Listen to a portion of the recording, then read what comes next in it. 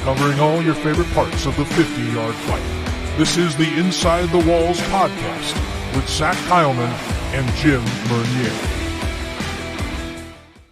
Welcome in, fans of the 50-yard fight. This is the Inside the Walls podcast. Zach Kyleman in here, as always, along with my good buddy, pal, co-host Jim Mernier, here for another edition, episode 27 of this podcast, part of season 2 of the show. As we're getting ever so closer, we have hit the 24th theme as of our recording today on days till the league season. By the time this drops, it'll be less than that. But I wanted to play that up because I like the post earlier today you dropped, Jim. I actually like 24. It's not a bad one. Kiefer Sutherland. No.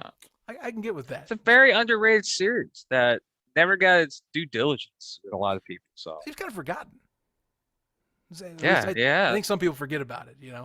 He did the one that he was like the president or becoming something about. I forgot what it was. Second defending this something. Yeah, he's like the last guy alive in the cabinet or something like that.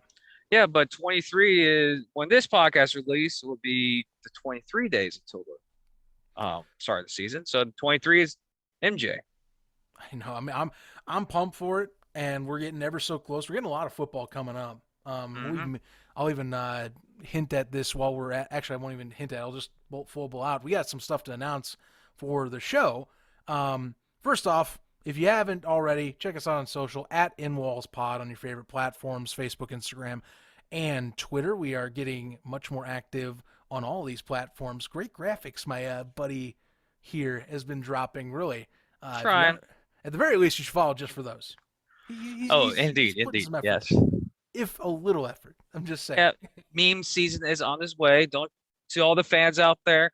Yes, we do have a couple Chris Rock and Will Smith memes coming your way for certain games this season. So that meme will never die this season for us. Just heads up. Right. That one's gonna stick around. I'm fun. I am looking forward to week 1, ripping that one into our social channels. Also, we'll be putting that and other tidbits, other news bites in our new Discord server. So we decided, Jim Moore decided, and I was like, yeah, that's not a bad idea, to pull the trigger on our own Discord server. So yeah, we have an Inside the Walls podcast Discord server, essentially all things National Arena League. If you like our show and you want to kind of talk with us on the side, if you want to talk with fans of the show or fans of just the NAL in general, we do have that for you. That link is going to be in the description of the YouTube version. And we'll also share that on social again when we drop the podcast version here that you're listening to today. Check that out. Again, our own Discord as well. And speaking of promotion even further for our show, we're going to be live at an event. Yes. Yay! We will be out and about. If you are in the Birmingham area on April 16th, if you're down Birmingham? Down in Beham. Man, I thought we were going to freaking Puerto Rico. Birmingham, that's not Puerto Rico, man. I'm sorry. I may have oversold that to you outside of the show, but truth is, we're going to Birmingham. We're going to be part of Spring Stock, which is an event being hosted by the USFL podcast, something that I'm involved with, along with our friend the Ref. We're going to be hosting that. It is part hosting that. We'll be a special guest and getting our own segment.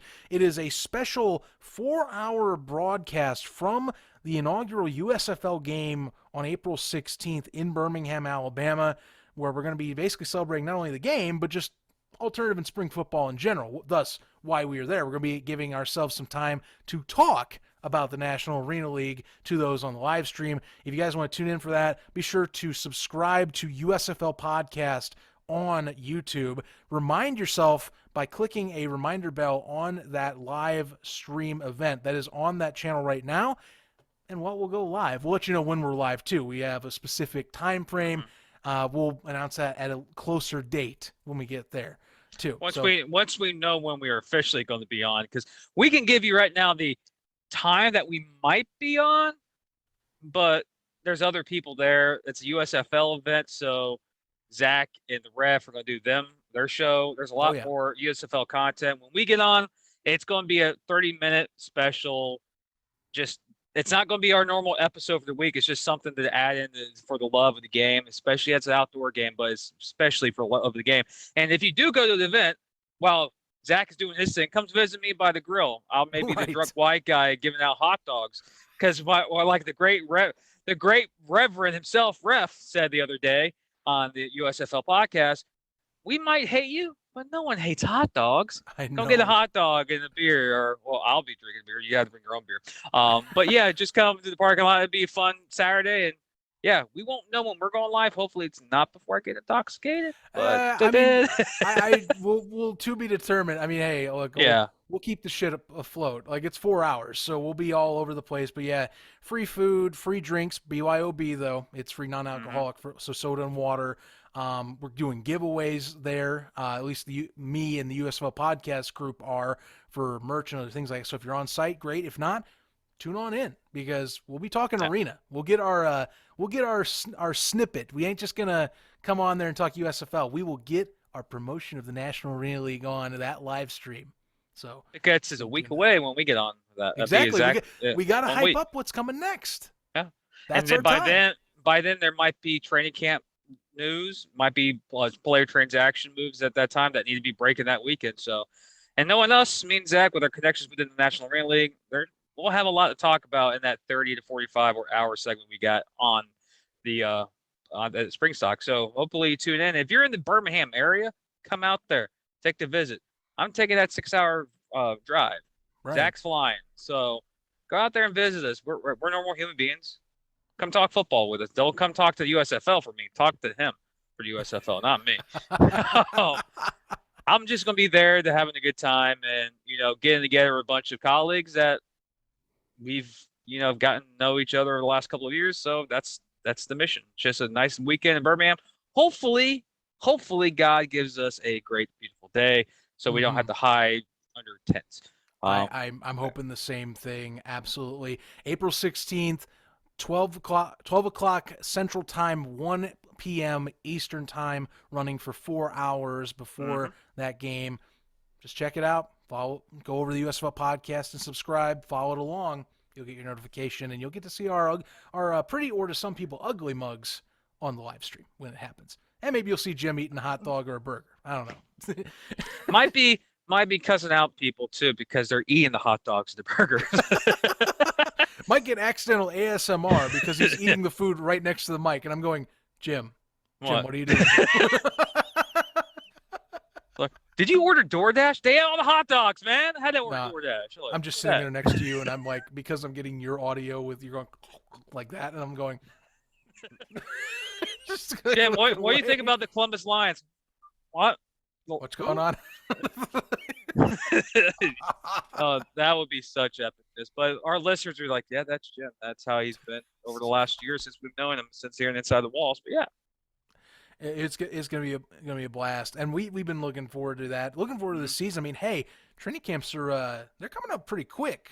Next week for 3 teams next week. Mm-hmm. The San Antonio Gunslingers report on the 4th.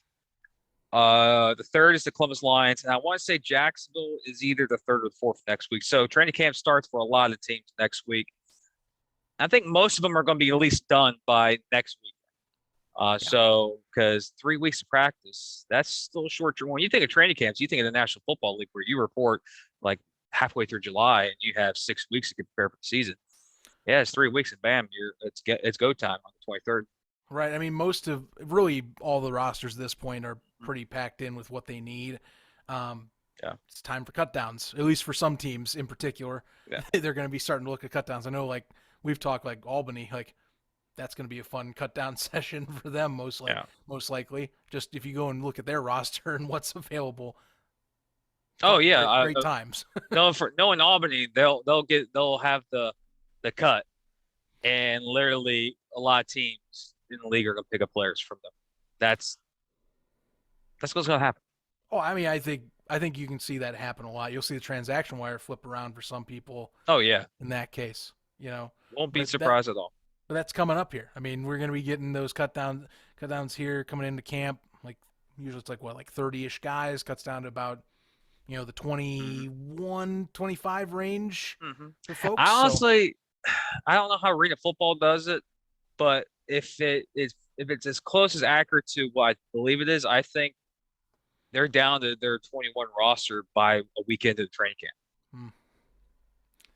So probably best to get that down so especially now with Iron Man, you want to, like we've talked about with like some teams and how their strategies are going to be different.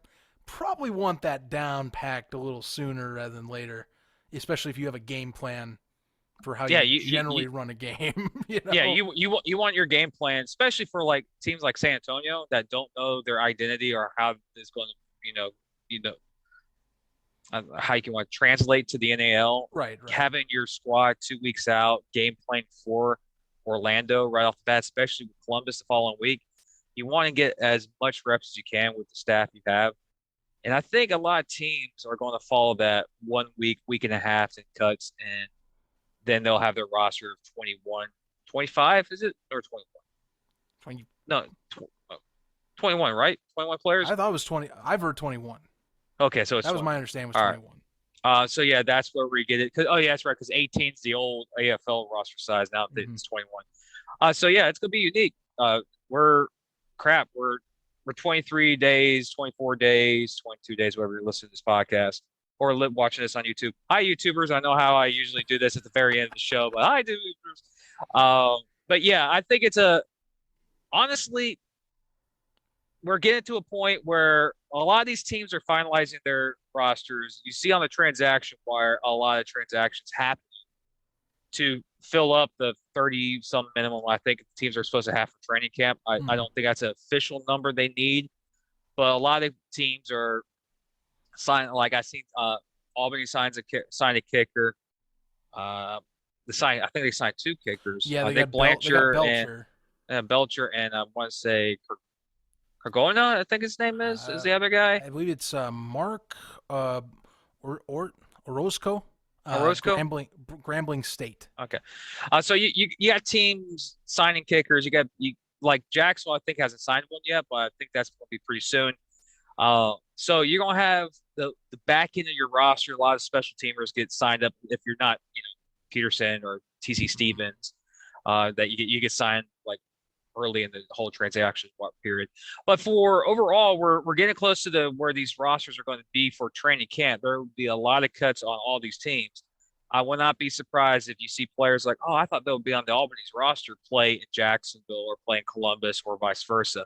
It's the Arena League's that type of beast, but we do get a lot of people who message us want to know why certain players get kind of suspended from the league. Mm-hmm. I want to elaborate on that. The reason why is they sign a contract with another league and then they go play with that team and they can't get back into the NAL because they kind of, technically violated their contract with the National League, if that's what you want. And that's kind of, that's kind of fair. I mean, yeah. I know that we know this. We know the base salaries this, so I'm not gonna say like, well, it's tons of money, but you are affecting a roster slot, so like that's kind of how that goes.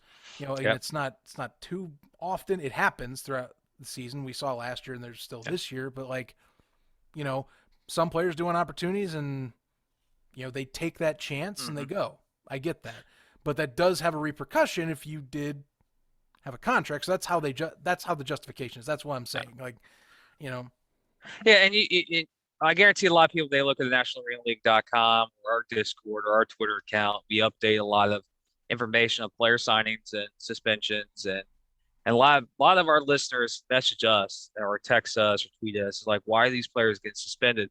Most notably, Prince Sonola, who is in San Diego for the Strike Force. The reason why he's suspended is because he's under contract with the Albany Empire, Albany Empire, and he went to go play in San Diego. But once you put pads on for another team, you are suspended. And there's other things you get suspended by, but that's usually the common notification we get from listeners is why these players get suspended. But overall, teams are shaping up very well. Honestly, if you minus Albany and Jacksonville's rosters and Carolina's roster, everyone else is filling up their last spots. And you could tell we're getting to the final stage because honestly, training camp starts next week, possibly in a week and a half cuts, and then we're 14 days out, and the season's gonna be here in the blink of the eye. We're like, oh crap! Albany just won again. Well, let's go into 2023 offseason. Right, Hopefully not, but yeah. Albany just won again. Columbus just won again. I We'll don't know. see. I have a beer bet with Levesque. Well, we have a beer bet with Levesque and Gosman. You're just being informed now. I was gonna say, I'm like, I better be just being informed, but I'm accepting it. I'll take it either way. Oh, Cool. It's basically, if Jacksonville wins it all, he owes us 3 rounds of beer at a local establishment if the game's in Jacksonville, or 3 rounds of beer at a local establishment in Albany, more importantly, the Hooters in Albany, if Albany wins. So that's the bet. You have tied me to your horse.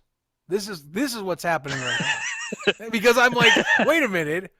I don't essentially associate as a Jacksonville fan, but well, then if you can't make it, I'll just drink your side of beer. Look, I'm fine. I'll take it. Oh, why not? I am in. Much like this show, we are in this together. I'll go with it. I'm just saying, like, hey, wait a minute. How did I get in here? Oh no, it would be the Titanic. This is all your fault, Jim. Yeah, but that's just he kind of you know how last week's show, thank you everybody that listened to our show, downloaded and watched us on it, got good reviews. I really appreciate it. Levesque and Gaz and Levesque, and the Levesque and Gaz show, they do it every Tuesday from either Techie's Firewall Restoration or MVP Arena. And Levesque kind of you know how you say it with your chest, like Kevin Hart says, say it with your chest, and he kind of said something with his chest, and I go, oh, okay, you want to bet? And that's how it went down. So I was like, you're gonna put the money where your mouth is. So yeah, that's the bet that you got to put into a little bit. But to everyone else out there, we're not taking any more bets. I'm sorry. I do apologize. I need to save up money to spend for these bets. I was gonna say, like, I don't know. If I was a Vegas odds maker, yeah, the beer's probably going into Albany, New York. But yeah, I am the Yon Perignon, freaking tequila, like freaking like $60 a shot. Hell no, I ain't doing that. Oh my God, no. But yeah, beer, yeah, Jaegers. I don't know, but yeah, that's the bet. So yeah, that's the season's on the way. When bets are being placed, the season is on its way, and we're fully rapidly getting there. We're fully in. I mean, I think we, like I said, it's time to just see these guys hit the field. We'll probably get in those soon enough. Postings about that and whatnot, which I'm looking forward to. Which actually, I mean, our special guest that the video series he made definitely has me excited to see folks hit the field again, just from that camera footage, which Aidan Kowalski, who helped produce, was the videographer for and edited majority of Inside the Lines. We're going to have you guys listen into his interview in a second here. Great conversation we had with him, so definitely stay tuned for that. One thing I do want to bring up before we even get to that, because we're talking about suspensions and all that. So yeah, if you've been in any indoor arena Facebook group or social group, you might see some cryptic posts or discussion on IFL. I said the word. I wasn't supposed to. I'll keep going. You'll see about a specific other league where they talk about barring of players from the Arena Football League and how certain court dates and things might be causing that issue. There's a lot of rumor around this. Some stuff that sounds more concrete, others that's not. Nothing has been officially said, but players have said that the said league in question that I've already told you about doesn't let them play, and that's the reason why a few think they play in the NAL. Well, I will say we are going to have a curious test. I don't know if we will have it as big as what some people said as a floodgate opening, but the final leg of the original Arena Football League bankruptcy case is coming up. No joke, as we're recording, it was today. So that is supposed to be the final hurdle. It was like a Monument Sports Network, who was associated with the AFL. It was like their final hurdle of bankruptcy. And supposedly, as I've talked with a few players that are a little more connected or have claimed to be more connected, That's the final hurdle for ex-AFL players to go to, I'll say it, the IFL. That's supposedly the final hurdle. Now, why am I bringing this up in here? Well, the NAL has been known to have some of these ex-AFL players that are playing in this league, and some that aren't in it are thinking that there's going to be a floodgate and folks will just bail. Now, I'm going to tell you my opinion. I don't think that happens. Few reasons. A, suspension issue, if you're talking about opportunities. B, if you are talking location, I mean, if folks are on the East Coast, which some of these AFL players are, I wouldn't want to be leaving West Coast right away. C, I think it's a little overblown, if I'm being frank. I mean, the NAL has been associating with ex-AFL guys for a few years now with no issue, or if any, very little. So I don't know. I'm just bringing it up because it comes up in chats all the time. It's something I've been wanting to address on this show for a minute now. I have once, and now it's feeling like it's the final leg where it's like, okay, now there's no excuse. Like, if this happens, it happens. If not, can we stop talking about it happening? Because it seems like it's this taboo subject matter that comes and floats around every few months. I don't get it. The taboo subject is former players using the word floodgate. Well, I mean, that's kind of it, yeah. Every single thing from foreign players. I don't know their side of the story of what they've been through, but using the term floodgates or mass exodus it's whatever. If you want to go play in the other league, you can go play in the other league. Do you want to? Will you have as much success in the other league? Maybe, maybe not. It's like playing for teams that different. You just can't go. Oh, I'm gonna go play this team because I'll be the number one receiver or the number one running back, whatever. Does the scheme fit? We've seen players in major sports go to different teams. They're legit with their former team. They go to a new team. That's it. They're done. They're not what they used to be. But the other league has had the tendency of keeping former players from the AFL out because of their own ego. That's what we hear. That's what we hear, at least. Yeah. I've talked to some former AFL players, and they said they don't go to the well, I just said it, the IFL, because they don't trust the league's management. And that, for me, as a person that follows the National Arena League, I'm not saying that the National Arena League is perfect. When you burn so many bridges, no matter what league you play in, a lot of players are going to be hesitant, no matter what. Yes, they may get free of their contract or whatever with the AFL bankruptcy. But if the IFL is not letting you guys in, it's not because of the bankruptcy. It's not because of the health policies that may be related to this. Because the National Arena League and the CIF have had their doors wide open with these AFL players, and they played perfectly fine.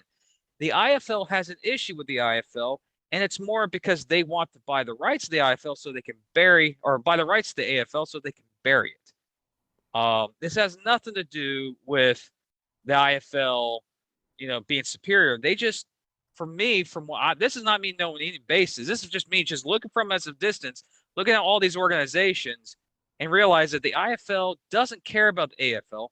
They want to be their own identity. Them and the CIF have been battling over the AFL rights for the last couple of years. That's been notoriously known. And from the people we've talked to and from what we can see is that the IFL wants to get the name of the AFL and then bury the AFL. The other league wants to hopefully rejuvenate it, but there's not confirmed sources on that. But with this lawsuit going on with the AFL, it's the final chapter of a memory that us fans love. The arena football. I guess that's kind of how you can, even if you wanted to spin that away from just this conversation, yeah, because we've talked no matter what league this of the big three, no matter what you look at it, it's the founding of it is the AFL, and it's kind of strange to think that the AFL is the ancestor, right? Like we talked about how it's been now, over 2 years since it's existed, and we're just now getting that final chapter and the final, I guess, closing of the book on that. And the thing is, it's time to say goodbye to it. It's time for either the National Arena League or the IFL or the CIF, whoever wants to be it, right, to grow some kahunas, put money into the brand, and become the next league. And right now, because of honestly, we have three fan bases that are so divided against each other, they always point at each other. And that's one thing I can't stand. Is like, oh, the IFL is better than this because of this, this, and this. Well, the NAL is better than this, this, and this. And everyone comes to me and says, Jim, what you like more, the IFL or NFL? It's like, I prefer the arena game over indoor. And they lose their minds. I'm like, it's because the AFL. The AFL introduced me to this game. The IFL is cool. They have, the Barnstorms. I watched a couple games this past weekend. Oh my God, an NAL guy watching the IFL games. Yeah, guys, little tendencies. There's some people on the chat that are very, very entertaining. If you can just drop a breadcrumb there and they go nuts, I love it. But it's nice as a guy who covers the National Arena League, and when I see fans ask about NAL and me answering questions like, yeah, this is what's going on, this is what happened. It makes us as a NAL, like, they know we're there. They know that the NAL is their considered rival, but I just want to say this, but I think they have a deep suspicion that they know the NAL has what it takes to be the superior league out of the big three because of the rule set, because we got all the AFL players. But to close the door, it's time to close the door on the AFL. I loved it. It brought me into the game. But right now, if you're looking at it as an IFL fan watching, so the AFL needs to come back. Well, talk to your owners and the commissioner of the IFL and the CIF because they're battling over a name. And once they get the name, they're gonna realize that, oh crap, the NEL owns almost majority of all the AFL football team names. If that were to happen, I mean, I haven't honestly. That was Jesus. It's been a minute since I've heard. It's been a minute since I've heard anything like that. I know I had that shared to me from an undisclosed person, and then I kept quiet for a while. Then that was let go to people, and so it's been a minute. Like this was like summer of last year. Almost a year. Yes, like it's been a minute. So I don't know. I don't know what's happening with that right now. But if it's still going on, I watch closely is all I can tell you. Yeah. Because I mean, I know like the NAL's not involved with that. We know at all. Like they're their own thing. That's what they want to do. The NAL has made it known to all of its owners, to all of its fans, especially to us. They don't care. The AFL is back. Yay. They don't care. We dropped a meme last year of the Anakin Skywalker and Padme. Yeah, that. The AFL's like, we're going to build a great and powerful empire. And the NAL's like, the NAL, we're going to build a great, powerful empire. And the NAL is Padme together, right? Goes back to Hayden Christensen. Together, right? So yeah, the NAL, that's one thing I like about the NAL. They've made it known that this is who we're going to be. Right. And they don't care what happens in the other leagues. But it's kind of funny as a fan looking from abroad. Can't wait for ours because I'm tired of looking at other teams, other cities, and go, man, I can't wait to see Columbus. I can't wait to see Albany. I can't wait to see Jacksonville. And I see the themes and the topics that are on these chat rooms. I go, and NAL going bankrupt? What? Like, where are you getting your information from? Like, I just can't wait to get our brand. Like, yeah. Because like Iron Man, I think, like I'm watching what we have available right now, and that's fine. Like it cures the itch. I'm very much more like still going like, damn, I want to see Iron Man in action again. I didn't watch this when I was growing up. Like, can we get there already? Like that's all I'm razor focused on now.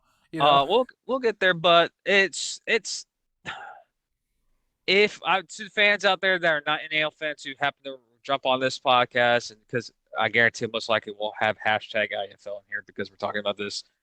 I'm just going to say to the IFL fans, you guys have a brand of football that's unique and you love your sport.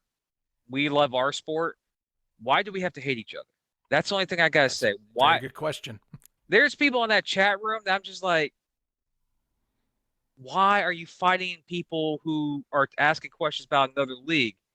It's okay. This is the end. This is the reason why the AFL failed. It's because we have people with ego trips attacking each other because, oh, my brand's better. It's also kind of funny when the Arizona versus Jacksonville fight started happening on the Arizona San Diego chat the other night, and it wasn't involved with me. I'm looking at him like, whoa. I'm not gonna lie. There are interleague matchups I wish we could see again if that wasn't a dividing with league. Yeah, me too. Because I would love to see Arizona again. Exactly, I would love to see those games. Like those are, because I mean we all talk about like who are the flagpoles for these leagues. The Sharks and the Rattlers are the two that come straight to mind. Mm-hmm. And if you want to do the CIF, I say the BFAR.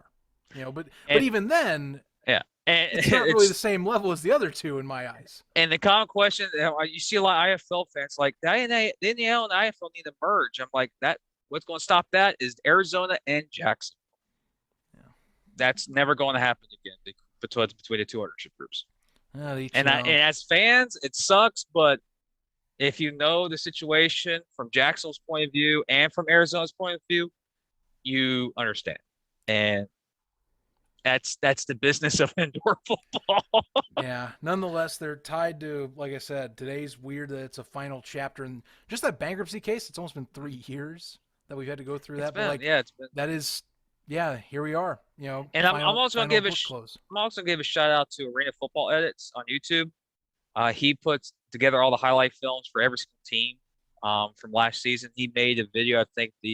I want to think it was him who did the Remembering the AFL video. Yes, which that was the final post that the AFL put on their own social pages. Mm-hmm. Saying thank you. I watched that the other day and go, man, I missed the AFL.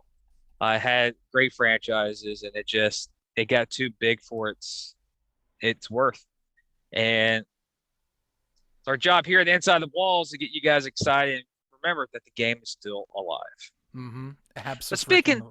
But speaking of the game, a series out there, Inside the Lines, or Lions, which was unique. You'll hear in the conversation about how similar those two lines come again. Oh, there we go again. But we had Aidan on the show. I don't want to mess up his last name. Kowalski again? Yep, Aidan Kowalski. Hey, I got it right. Jim pronounced the name correctly. Look at you. Fireworks in the background. Let's go. He's our guest for this week's show. And coming up next is our interview with Aidan about the production of Inside the Lines with your boys here at the Inside the Walls. No relations, just we're inside the arena covering the same sport. But here's Aidan with the interview with us earlier today. Joining us today on the Inside the Walls podcast, we have quite the special guest who has been making some buzz with his docuseries for the Columbus Lions. It is Aidan Kowalski joining us, director of said series, who was with the Lions last year through the entire season. 2 episodes of Inside the Lines, the name of the said docuseries, is out on YouTube right now. Recommend you go check that out after we discuss here with the director, or before. Honestly, if you want to hit pause, might be a good time, because we're going to get some nuggets in the series here as we go along with this discussion. Aidan, how you doing, man? How's other episodes coming along? 2 in, many more to go. Many more to go, and in that there are a total of 7, so really 5 more to go. They're almost done in this coming month before the season. They should all be finished and released on the Lions website, and it will be a pay-per-view kind of system the way it works. So the first 2 are the freebies, and then we'll just go on from there. But it's a great series, and I'm really looking forward to releasing it. Well, I will say the freebies definitely are enticing to pay for the rest. I know me and Jim were impressed with the shot development, the kind of stories behind the scenes that were put in, just a little bit more humanization of the players besides just knowing them as, people that catch a ball or, snap or play on the turf during the 50-yard fight that we have every Saturday or Sunday. So it was really nice. How did this project come to be? Because, we were hearing about it from yourself. We discussed with you on the side outside the show. In our own group chats, but what are the origins of this project? Gosh, that's a great way to start too, because I never thought I'd be doing this sort of project actually until after the first game. This was originally supposed to be just like a week by week basis where I would jump on, shoot the game on my camera, do a little 5-minute edit, post that as a promotional piece. And then it turned into something where, all right, this team feels a little bit more special. Then Josh Blair, one of the owners of the team of the Lions, he then jumps on and says, well, hey, what about this idea? And I was partially contemplating that before the season, but I was like, I don't know if I had the capacity for it or whatever it be. And after that first Albany game, when we went up there with 3 days of notice of full team practice, I jump on this train and go, you know what? I think this is something I can do. It's something I want to do, and I know it's going to turn out well. Man, that first episode, you talk about whirlwind. I think that first one also fits not only you doing this, but now, of course, just looking back at last year, it's funny how much difference a year makes. I know there's been a lot of, for the NAL this year, a lot of will they, won't they type of things in terms of teams, in terms of events. I mean, for crying out loud, we're still talking about, post-August with Ironman rules and other, issues coming along, even, no cap situation. Like, we almost forget about the Ontario Bandits having to cancel at the last minute, or, doing that quick turnaround of 3 days practice and boom, you're heading up to Albany. Albany having a month to get ready to play last year. I mean, that was the world we were in. Fun times, I guess, after the fact for yourself. I mean, that episode 1 was mostly building up to that. I gotta ask, looking back, would you have it any other way in terms of like content? You know what? I thought about that, and I don't have many regrets filming what I did. It's not like I missed a shot. I didn't feel like I never left a practice. I never left a game feeling like, gosh, I missed that. I wish I could redo that and tell that story. So that's what I'm so excited to share the rest of the series with, because I know I captured all the moments that I was able to capture in there for. And I was at probably, at least one practice every week. I was at all the special events. I was at every game on the sideline, and then, getting hours upon hours of interviews with players. I got to fill in parts that maybe I didn't get to go to all the time. Right.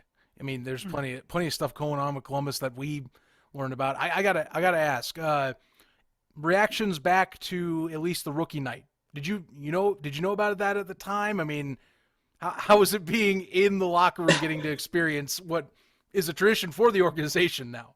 Right. And I think, as Gibson said, he said that's a tradition with almost all football teams. They do a rookie show, and I was unaware of it until that day. And I walk into his office, and he goes, "Oh yeah, we're going to be doing a rookie show." And the buzz around that day was hilarious, because guys were trying to get out of it. Like, no one wanted to do it because no one could prepare. They were like, I'm not going to embarrass myself. But then again, the rookie show, it helped open up the personalities of so many of the guys, and that's really where the chemistry first started. I mean, heck, they even made me go up there and sing. So I was actually singing "Party in the USA" by Miley Cyrus in the locker room in front of all these guys, and there it was like the linemen literally got up and started singing it with me, and that was the funniest thing. I think I had like all the respect after that. So that's sure. What was so cool. You probably got a little more cred filming after that. I'm not just some video guy. We bonded. We watched this man sing Miley Cyrus. We're okay with him sticking some millimeter lens in our faces now. It's fine. Hope we don't get dubbed with the "Party in the USA" part. That's the thing right there. Well, it is. I did include myself for about 5-10 seconds in that first episode. I want to make sure that was in there. Oh yeah. Oh, of course. But working with the team, working with Gibson, you build a relationship. Gibson, even Mason even said that he kind of you became an afterthought because you became one with the team. Not saying exactly. it a bad way. They said first they were kind of like, why is there a camera in my face? And then as the days progressed, you've just become one part of the team. We see some interesting characters. Lonnie Outlaw, Comedian of the Year. Mason Espinosa, bad knees and all. Yes, Mason, I'm still going to get you on that. But overall, who was your most not favorite player to work with during the series, or have we seen that moment yet?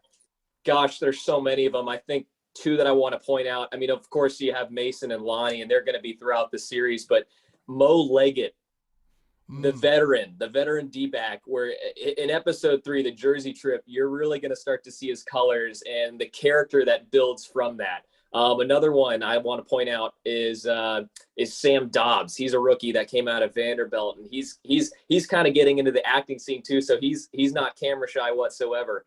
Ken Washington is going to be another guy that a lot of people are going to kind of latch onto and say, you know what, if there's a favorite person on this series, it might be Ken Washington.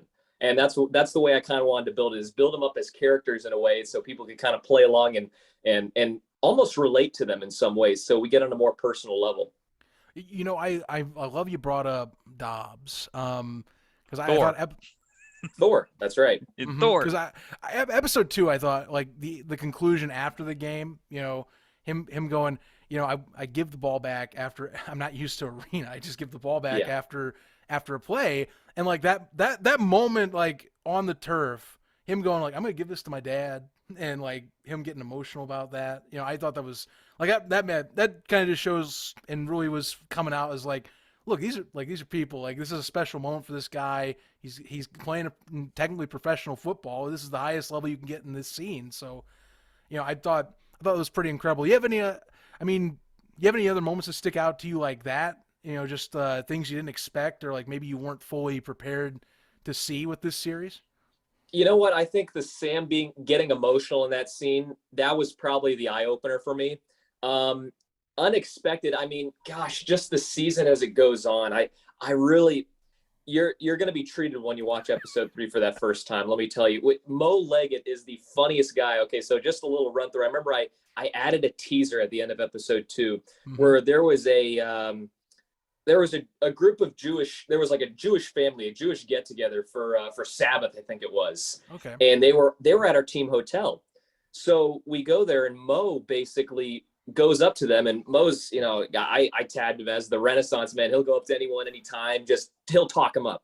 And he just wanted some free food and stuff like that. So we got some free food, met the Jewish community there.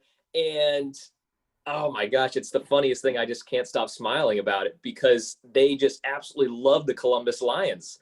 And Mason, after the fact, I mean, when we were at the hotel, they got to a point where they sent us off.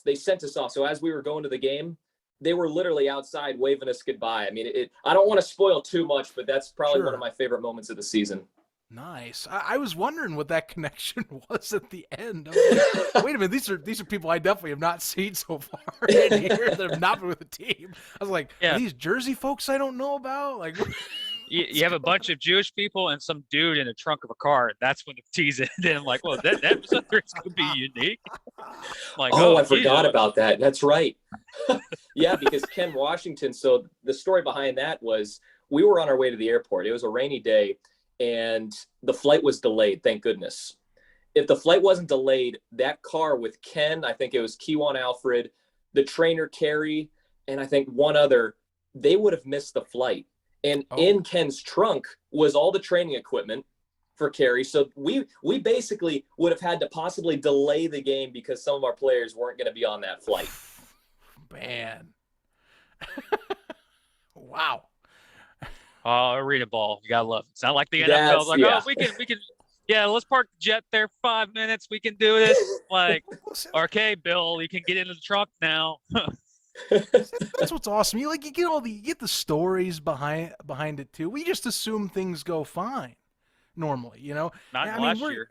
Well, okay, credit. You know, last year, yes, we were all going through some different pieces to it, but nonetheless, you know, still people assume some things are going smoothly. Some items of this stuff we don't all know about the story behind the scenes unless we maybe are in the room or something like that. You know, like, I'm gonna be honest, like, you know, like Alan Meek putting the helmets together, things like that, you know, being director of football operations and, you know, getting that stuff in order is like, yeah, I'll just go in my normal routines. I'll sit in the stadium and get things ready to go. You know, this is how I do it every week. I was like, felt very down, you know, down home, like small community type feel for that, you know, which the Lions, I think, kind of give that off very much. They do. You know, it doesn't feel like a big city group. It feels like, you know, we're the little guy, but we make a big presence out of here. We have the respect of this league, you know, something that definitely comes out in this series, I feel.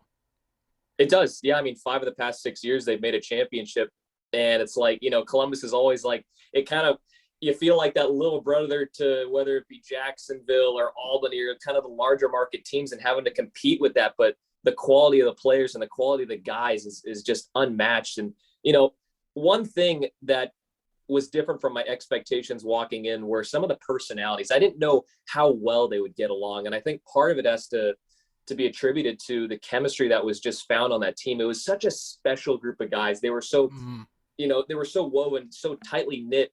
Even with a shortened season, it felt like a family situation, and they were so comfortable together.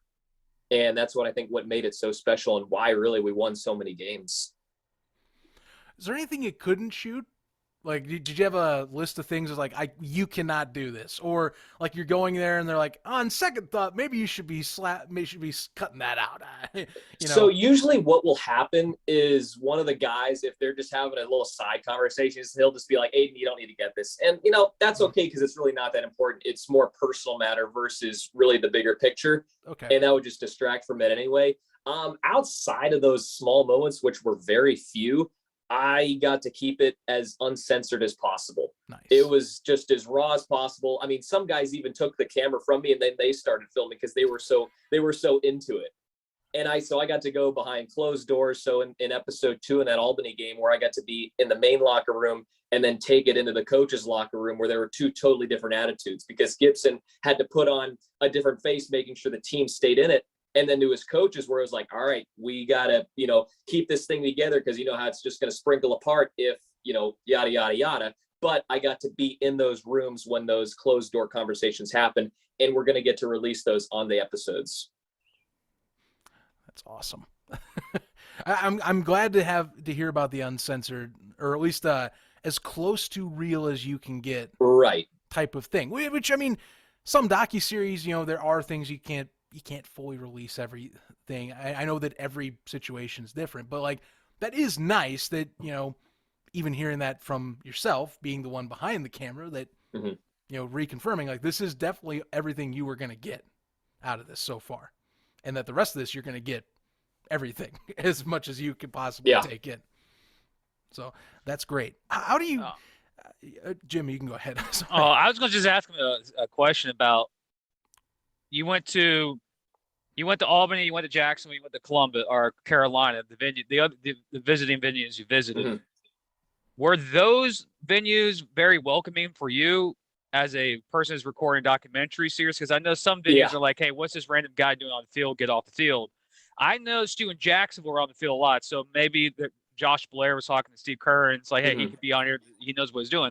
How was it working in those different arenas, especially – I think you guys traveled to 5 different arenas this year because you did last season. So I just want to see how is other arenas welcoming you to their facility doing this whole entire documentary series? Yeah, that's a great question. And it's an answer that's different for every stadium there. So we started with Albany and they were totally okay about it. It wasn't really until I got to Carolina or I was starting to maybe push my boundaries in terms of what other people thought that they were seeing on the field. So I was doing what I naturally do. I'm just kind of near the huddle, tucking behind one of the coaches or something like that.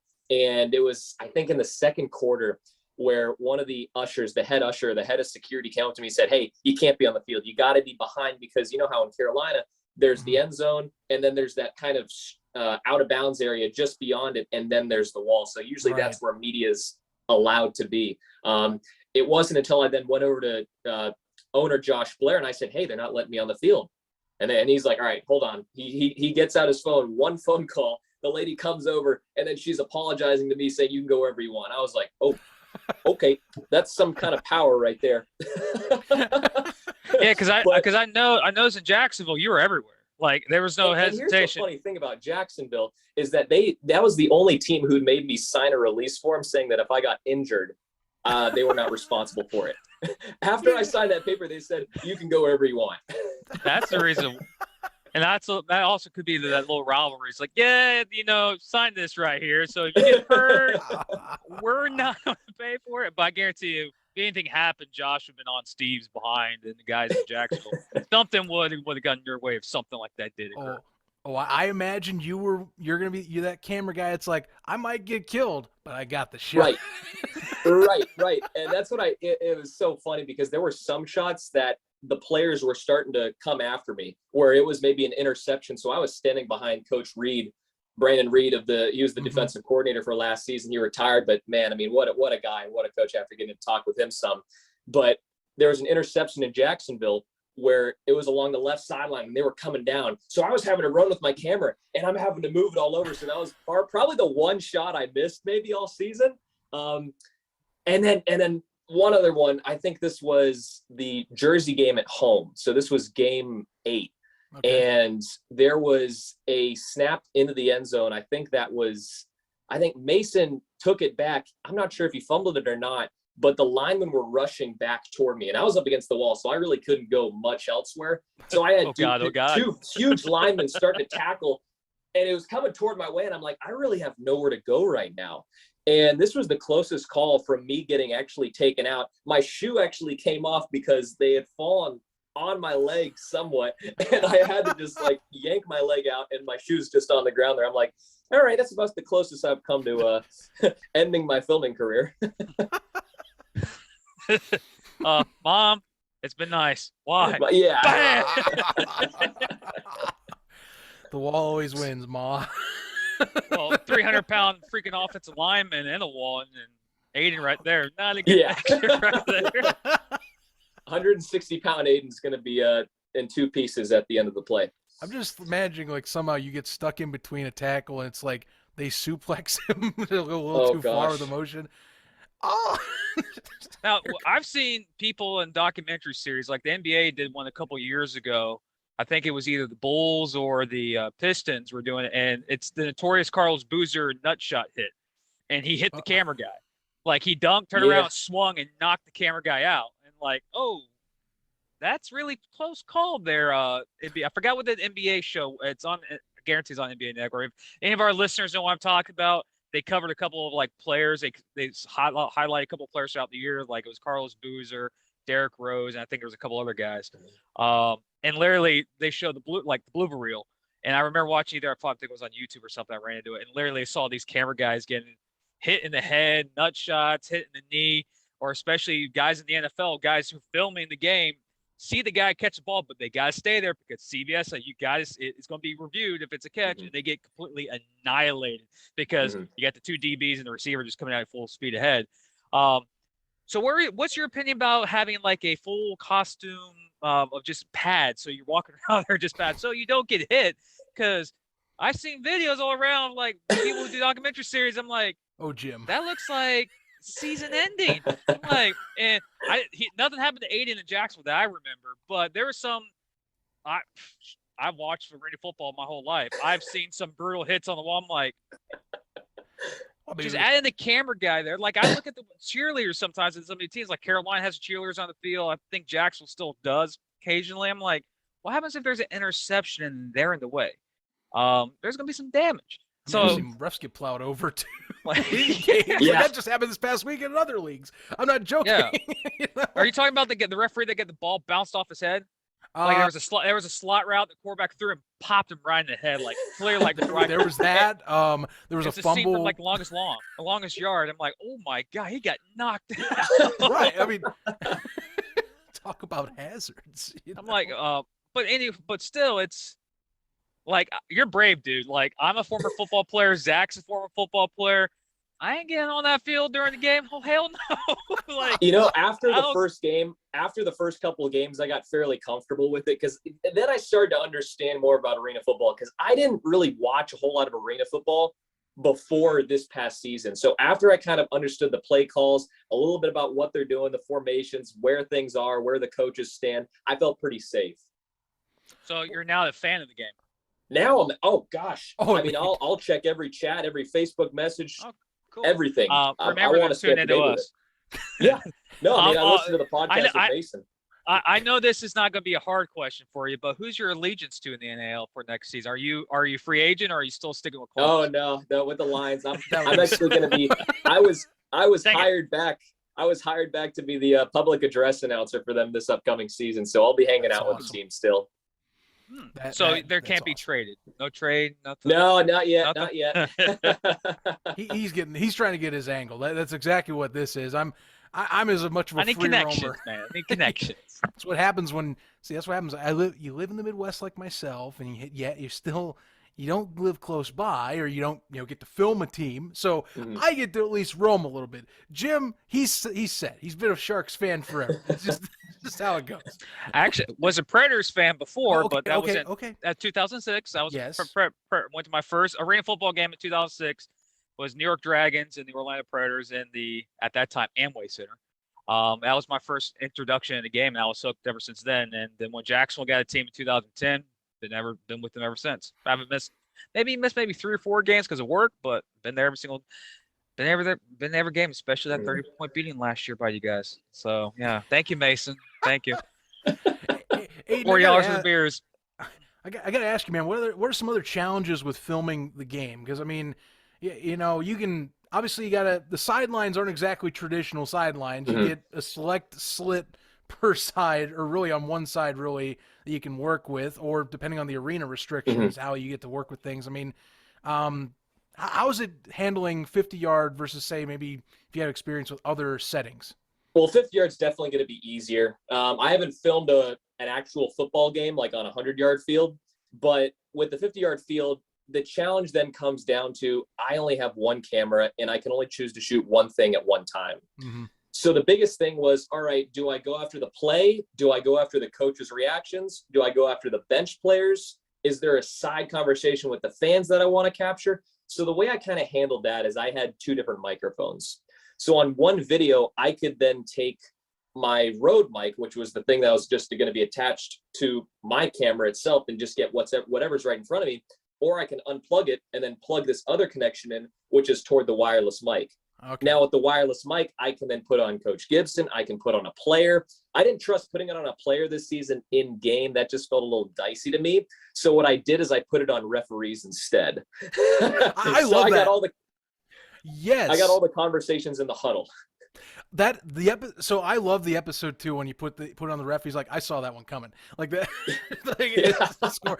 I love that. I get a little bit of why don't you give me some calls, man? Like I am a sucker for like mic'd up segments. So I was very surprised to get that, I will admit. But like they were good choices in that regard. So, you know, fun stuff is what I'm trying to say. I mean, Coach Gibson's reactions to at least the Albany game so far, you know, I mean, it adds on to like that almost comeback from week 1, because that was a good finish. Like, yeah, I know me and Jim had plenty to say about that after that, and we were just getting. I mean, the game was over. That's what was so cool about it, and I think for anyone new to arena football to see that as their first experience of what an arena football game can be in the last 30 seconds and then come back and have a potential game-winning drive, you know, that was so eye-opening to me. And that's when it changed. And I was like, oh, okay, this is something special. This is cool. Yeah, because you caught a scene with Mason and Gibson said, what are you thinking? And Mason's like, they gave us too much time left. 46 seconds, you know? Yeah, 46 seconds. They gave it to I'm looking at a score. I'm like, well, of course, at that time, we as fans, we don't know you're recording this. So I'm looking at me and Zach were texting throughout the game. We're like, well, if they get an onside kick here and Mason goes down the field and scores, it could be kind of interesting. And Columbus gets the onside kick and score. We're like, oh, okay, here we go. But unfortunately, the next one I think went out, hit the board, so that's technically out. But still, you caught that moment where Gibson looked at Mason and goes, what do you think? And he goes, oh, they gave us too much time. That's what me and Zach love, is that even though Columbus lost that game, even though Columbus had a 0-3 record against Albany, that mentality for a coaching staff and that mentality from a coach to a quarterback tells you what that organization is. They know they can beat you no matter what the score is, if it's down 14, if it's down 20, or if they're up by 20. That's the mentality that a lot of fans outside the arena game don't see. The only thing people outside the arena game think, oh, rock and roll, you know, $2 beers, whatever, because it's a family event. But the game is it's the indoor version of the game that we love most. Everybody who's listening to this loves the NFL or college football. So we love an outdoor game. And when you go inside and see how the arena game is made and how, you know, you can score 24 points and, oh, this game's over 24-10. You hit that 1 minute mark, blink of an eye, it's 24-24. And you're like, oh, wait a second, what's going on? And what I'm trying to get at is that me and Zach just loved how you interacted with Gibson and Mason in that game, especially in the second episode as well.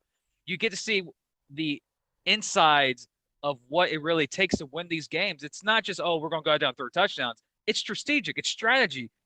And that moment right there, when Gibbs is like, looked at Mason, goes, "What are you thinking?" And Mason goes, "They left us too much time." And that's why I tell fans who listen to us who are new to the game, don't leave the stadium when your team's up 21 points with 5 minutes left of the game. It can flip. I have seen games in the old AFL, like Jacksonville, for instance. We were down 23 points to Orlando in 2013 or something in Orlando. We came back and won the game. We scored 25 points in the last 3 minutes of the game. You're starting to sound like Gibson from episode 2, and he even says as well, I've been down 21. He can come back like it's a thing, And I've been up 21 and lost. Yes. That was see, like that stuff. I feel like arena doesn't fully get understood as a version of the sport all the time. Like it still very feels niche. Like it's not it's not very broad and out, but like that kind of helps to explain, like, hey, this is how the sport's meant to be played. Like fast paced, anything can happen at the last minute. We've designed the minute at the end to do that, so that highlights that, that's what I call good cinematography. And that's what I wanted to do. So I wanted to turn it into something where someone who's never seen an arena football game maybe has just heard of the sport, because most people have heard of the sport. They just really don't think much of it because they don't really know anything about it. So that's what I wanted to do with that first and then second episode, is introduce that, get them kind of hooked onto the idea. And now we can start having fun and seeing what is really behind kind of life in the minor leagues in a way. It's still professional football, but just a different scale and really a different game. And that's what's fascinating about it. And what you just mentioned about people don't know the game, there's also a lot of people out there that completely forgot about arena football because the AFL is gone. People say, it's a dead league. Because we run into people all the time that message our Twitter account, our Facebook account, like, I didn't realize the Arena Football League was still around. It's like, no, we're not the Arena Football League. We're the National Arena League, but we played the arena-style game. So, yes, the game is still on. Similar teams. There's still similar teams that's still from the past AFL, but it's just amazing how this documentary series, I guarantee, is attracting more fans back to the game, especially Columbus fans that are like, oh, they're still around. I thought the COVID-19 situation ended a lot of these teams. But it just tells you that you just brought it up. Arena game is still around. It's just that a lot of people don't know the rules, or they completely forgot about it, thinking, oh, because the AFL is gone, means the game is gone. Right. For yourself, you're a content creator. I mean, I know you kind of just explained that you became more of a fan through this now. Yeah.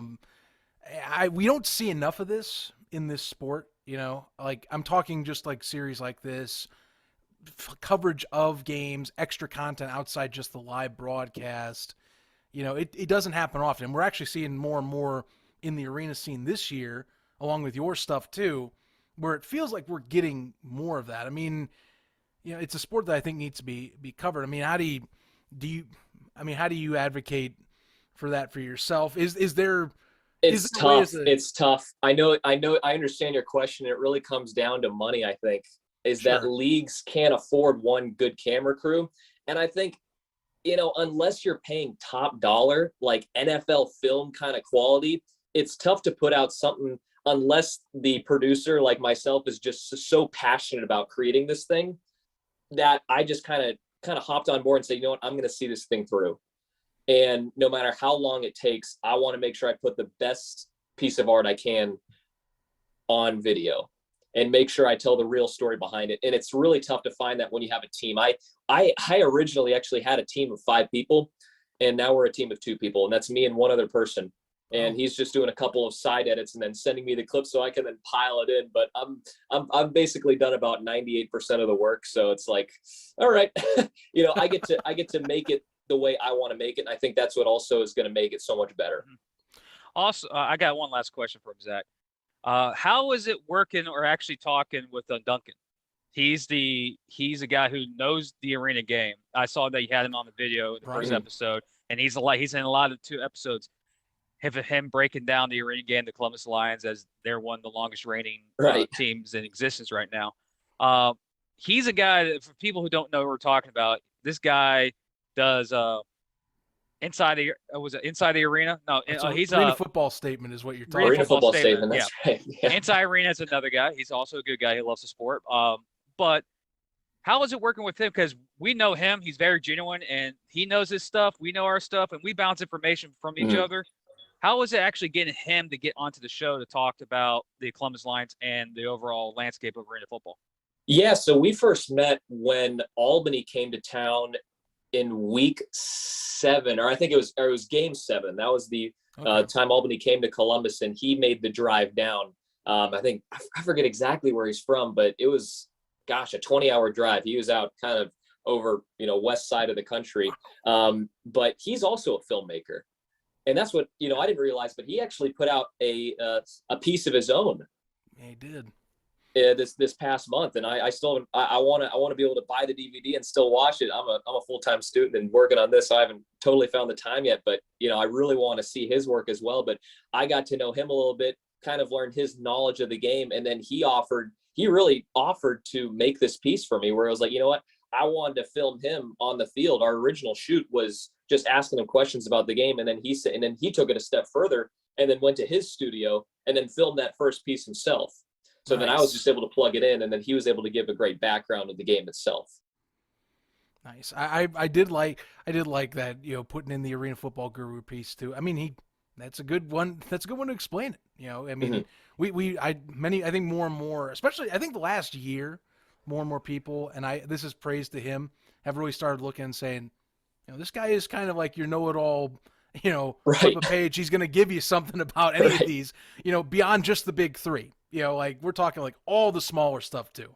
Like, guy's an encyclopedia for it. I appreciate that. And that's AFL, whether it's true or not, and really it is. We've kind of built it that way, and that's what makes it even cooler. So now he's the guru of arena football. So that's kind of special. And I love that. I think that's great. And again, it highlights a community member, because I think like the NAL in particular, we talk about the Facebook group that many of us are in. Like that's kind of like, it's just our big community center of talking to people, like 7,000 plus people strong and everything. It's the best way to talk with folks that love the National Arena League. So like, I love seeing that forum and those pieces of the group being highlighted in this video too, that help support the leagues too, because fans are just as important. Is all I can tell you. Anyway, I got So we're important too. We're on that page. We are important. I'm just saying. Zach. I always take the humble road. Okay, I am. That is me by nature. If someone else doesn't think so, that's fine. I'm just telling you that's what I think. Anyhow, I'm curious, Aidan. Where are you going from here, man? Like I know you just said PA announcer, of course, but like, got any other side projects in the works? Like what's going for you right now? Well, I haven't thought too much about that. I'll be graduating from Auburn this coming May, and then I'm deciding to stay here for grad school, doing some of that, hanging out, arena, watching the Lions games, and maybe do it. I've contemplated some side projects. I don't think I'll ever be doing this size of project again in terms of for a arena football team. Okay. Maybe another sport. Who knows? We'll see how this goes at the end of once it's all said and done, and once I get my marketing spiel out and get maybe a year down the line, then this thing turned into something even larger than I would have thought. So that's still TBD right now, but just kind of enjoying the moment and what this is. Well, I can't wait to see all these pieces on your reel. That's what I'm gonna be honest with you. That should be some great material for a website, for a Vimeo, And I think the best part's going to be is when I don't think I'll include this until maybe after the season begins, but definitely a blooper reel, or at least an uncut version of some scenes that didn't make the cut just because they didn't quite fit the puzzle. But they're just entertaining in its own right. That'll also be pretty entertaining as well. That will be a good laugh. Especially if Lion Outlaw's in him. God! Oh, he's in there a lot. Yeah, you don't need to worry about that. He's a character. Oh, that ought to be fun. I'm looking forward to seeing the rest of the series. Jim and I, again, we'll say it again. Really love what you did here. Thank you guys very much. Even if you don't make another arena project like you said, or if it doesn't come to be, just having this out there, that's another step. Like we want this sport and at least the league in general to grow and get more exposure. Mm-hmm. This is a way of doing it, and it's a good way of doing it. It's a quality way you did it. So we got to thank you for that. Where can we find you, man? Like, highlight yourself. Give us a little bit of. We're gonna give you this time. This is your spread my media attention and my project works time. Well, at the end of the day, this is just a hobby for me. I mean, you could look up my name on Google, Aidan Kowalski, and I'll have different things pop up. But I wanted it bigger than that. I wanted to keep it more like almost as my name was sort of hidden behind the project, so people don't think, wait a second, a college student put this thing together. I want it to kind of feel like, okay, this is just integrated in what the National Arena League is, and now, okay, we just get to experience the Columbus Lions, and not just their 2021 season, but maybe for years to come, as this then becomes sort of like I got my inspiration for this series from a 2008 film, Playing for Peanuts. Okay. And it's a similar story, and I got a lot of my ideas from that show, and it was a 10-episode series that kind of followed the works of Wally Backman. He was a second baseman for the Mets back in the day. And this is just like a small independent film that follows the South Georgia Peanuts, and it's called Playing for Peanuts. Ah, okay. And I was just so entertained by it. I watched the series so many times, finally bought the DVD. I'm like, you know what? I can do this with the Lions. And that's where it kind of started and snowballed into something more. Now I'm proud to say, all right, this series is, if not maybe even better than Playing for Peanuts after watching that and seeing what I've started to do with the Lions. I'm going to take a look at that. I can see the similarities on how you got that, because I feel a lot of stuff with, like, for example, minor league baseball does pertain to how we look at the arena aspects of it. If you didn't get that before, I think people then get more eye raise on realizing that through this too, especially episode 1. So completely understand that. Jim, you have anything else here before we let our good buddy go? Yeah. The naming of the series. I knew you were going to bring that up. We couldn't leave without it. We couldn't name, because when Josh, we're on the same message, like, oh, it's called Inside Lines. I was like, inside the are you still in the name from us? But anyways, it's intriguing because we could say that we're almost together mostly. But what made you just pick that Inside the Lines? So this started, gosh, I was working on a name for the longest time during the season. And I was asking players and coaches, like, God, if you guys have any ideas, just shout them out. So there's this one bus ride home, whether it's it might have been the Carolina trip, where it was Coach Sean Johnson, our lineman coach.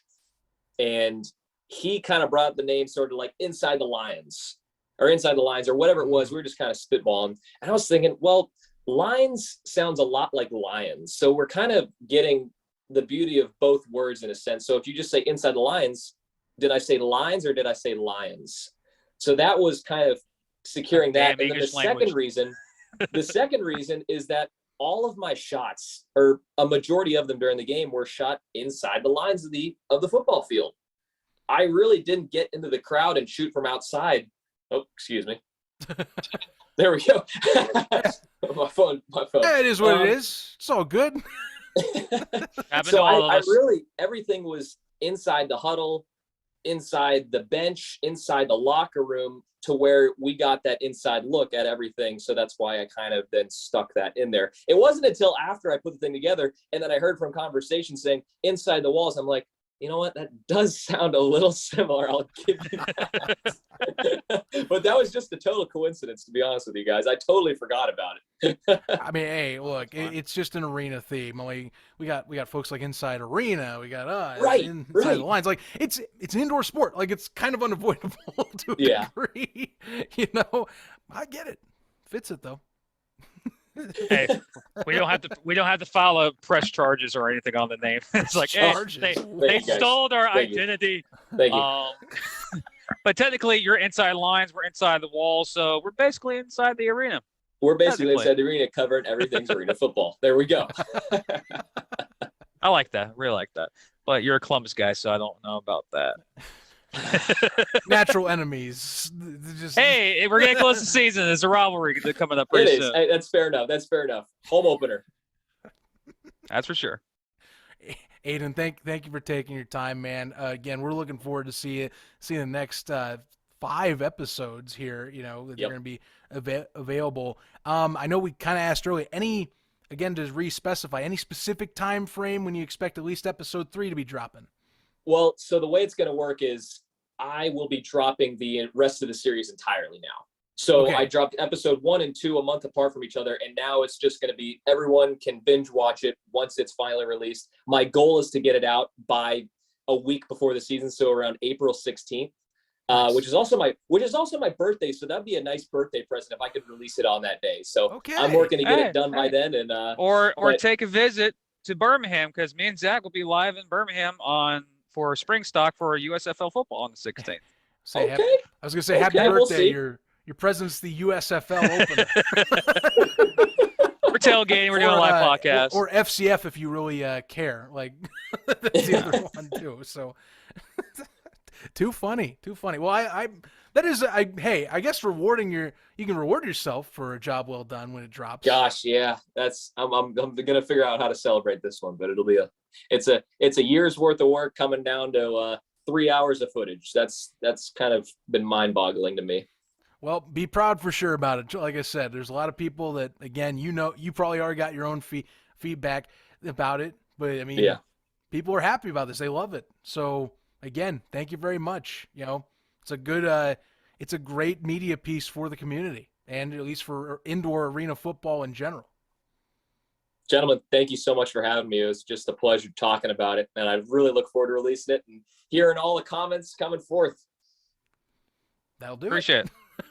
Well, that was an awesome interview. Special thanks to Aidan Kowalski for taking the time to discuss about the series. We've been trying to get that one, as you may have heard.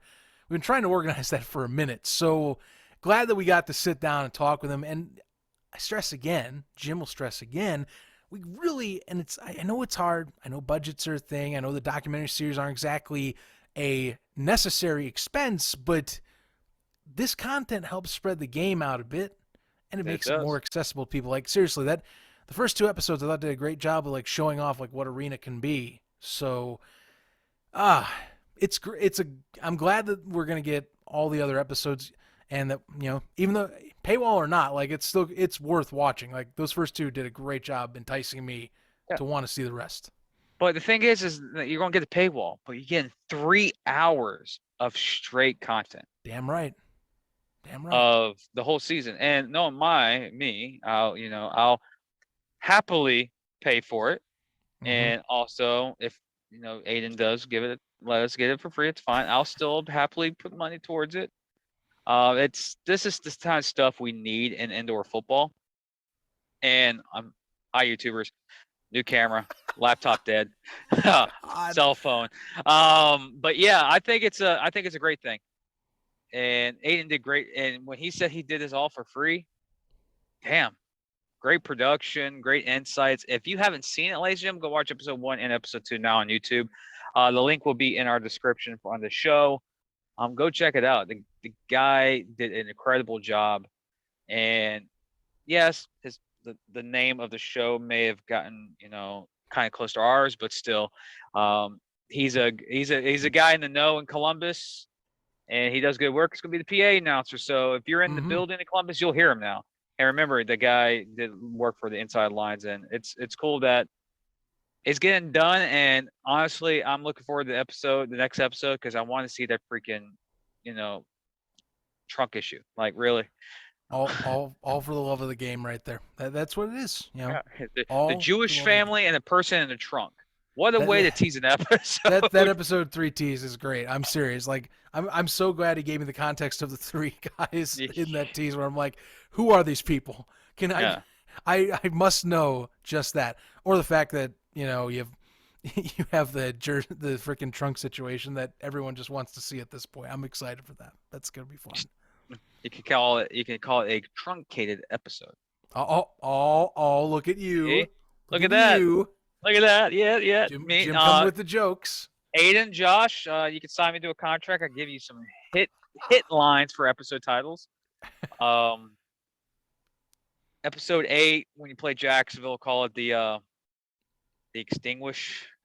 Sharks or something like that. Like, I'm terrible at that. But yeah, anyways, I'm just trying to find free money here.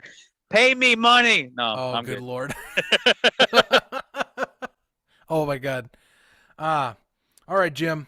This has been a show, but we have a new segment to end the show that we're going to try and start capping more and more of once we get questions rolling in and when we get questions rolling in. It is a Q&A segment, so basically we're opening it up. If you're a fan of the show, if you listen in, if you want to know about anything that we might know about the league and its comings and goings, or if you just want to know stuff about indoor arena that we know, well, you come to the right place. This is our question and answer segment here that we're going to be talking on. So we had 3 questions brought to our attention that we'll go through. 2 from our good buddy ourselves there in our Discord who joined and who follows the show very religiously. David Kozlinski there giving us 2 questions, and another friend of the show, John Welker, who's going to give us one. So let's get into David's questions.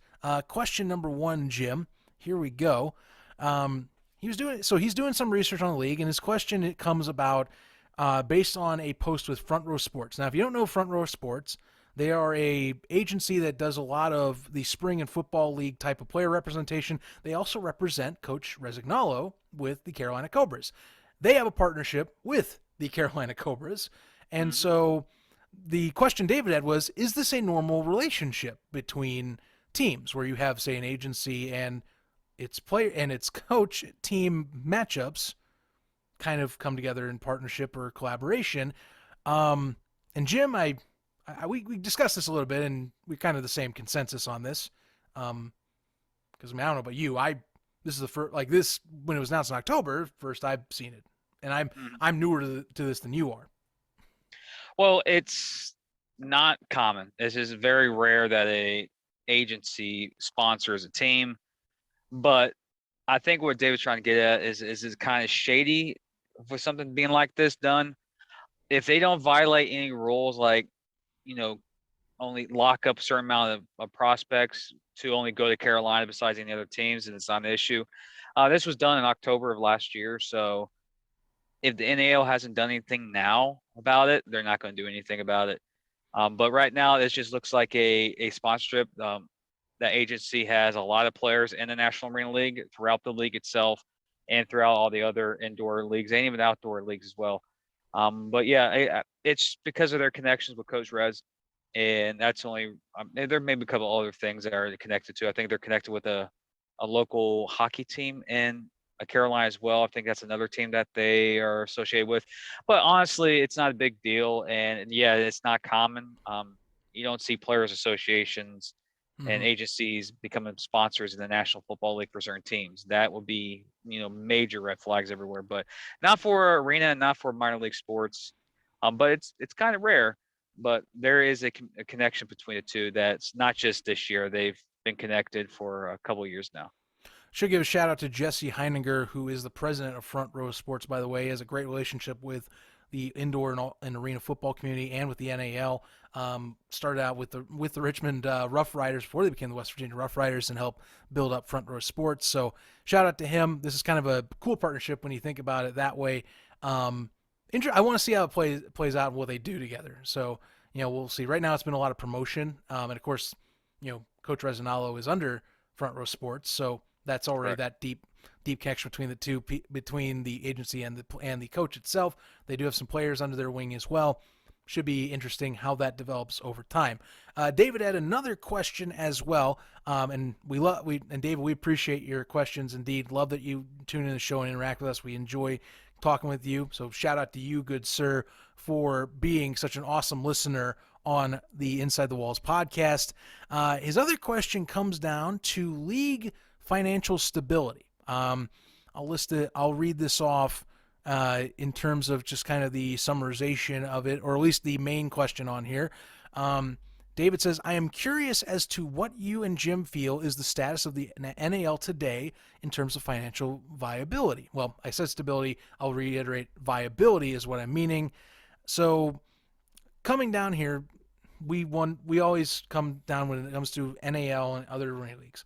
Ticket sales, local gate sales, local presence, it's a big impact. So, one thing we noticed is, and I think for each arena it's different, some teams are just now doing single ticket sales. Mm-hmm. Which, yeah, season tickets are important, but does lead to initial smaller sales, at least in terms of you look at like Ticketmaster right now. Like Albany, that's one I was looking at right now. Or what's available, like Carolina, like for example, not Carolina. Actually, yeah, Carolina, they're not selling single tickets till the 15th. Orlando, from what I can tell on Ticketmaster, hasn't done so yet. And the Gunslingers are soon about to start that as well. And then you said that the Sharks, they open up the entire thing at the beginning. Is that right? Early, yeah.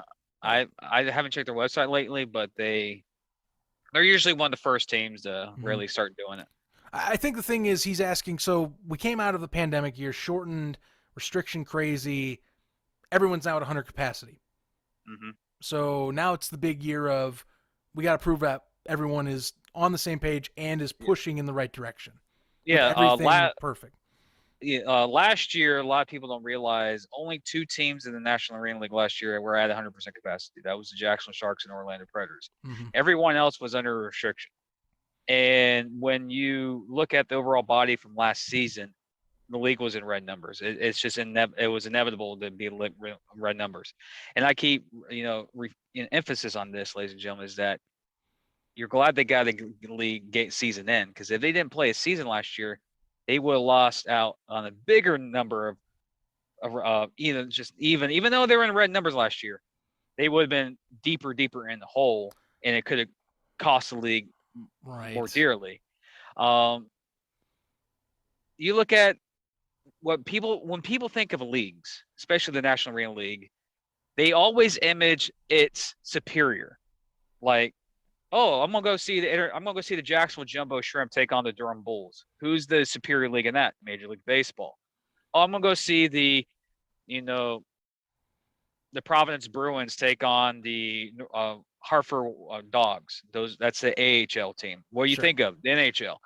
When you think of the National Arena League, you look at the spirit. Even though there's no connection between the two, we always look into the National Football League. And the one thing the National Football League does have that the NL does not is a rabid fan base of millions of people. Millions of people.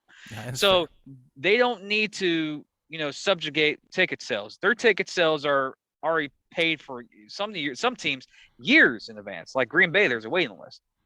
But when you look at the NAL and minor league teams, yes, season ticket sales may be not what you think right now, but minor league teams feast over the walk-up ticket, meaning day of sale tickets. Jacksonville does very well on that because of where our arena is located downtown, very easy, accessible. They thrive on that. That's why you always see 6 to 8 to even 10,000 fans in the arena, because 5 to 6,000, those are just people that just heard about the season's back, let's go to the game. Yes, ticket sales are an issue, but when you look at league-wide, Columbus is having good sweet ticket sales plus season ticket sales.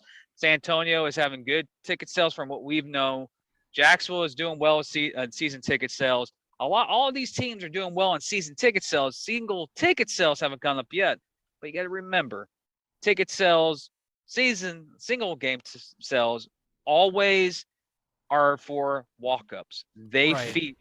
Minor league teams feast on that because of theme nights, because of honestly, really theme nights. You do like a teacher appreciation day or military day. People come out for the special events. If your parent's a teacher, whatever, you get a ticket there, Veterans Day, whatever.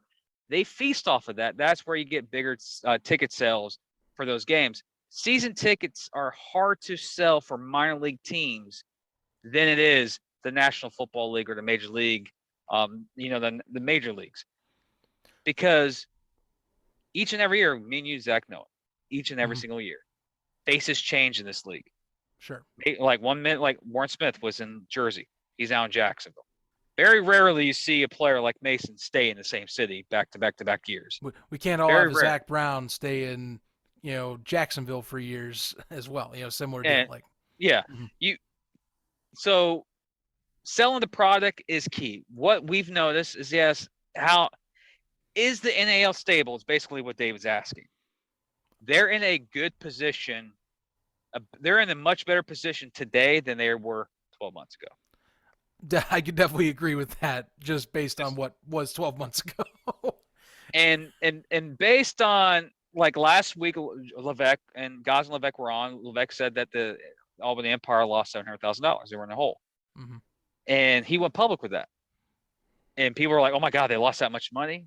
The whole league was in the red because they only played 8 games. It was rushed, and COVID year restrictions. You're going to lose money. Right. It's inevitable. But now people are like worrying about ticket sales.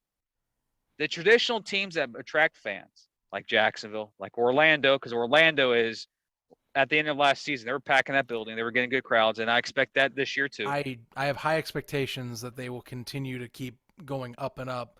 I have high expectations in Albany. I feel like the NAL did what they did last year was to make this year happen. They got through the pandemic. Now they're 100% capacity. It'll be nice when you go into buildings. There's 5,000 people in there because yes, we know NAL teams are not going to put 12 to 15,000 fans in the arena, but you put 5,000 people inside of an enclosed facility, it's going to get loud. It's inevitable. It's a loud noise.